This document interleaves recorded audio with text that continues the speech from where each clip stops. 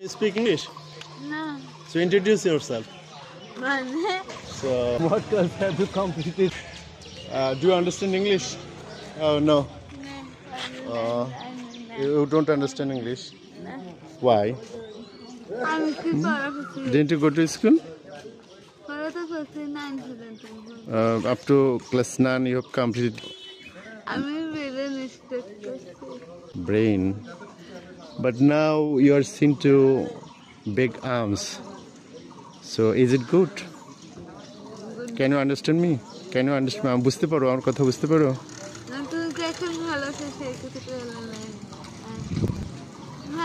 I mean to say that what you are doing isn't acceptable ethically, huh?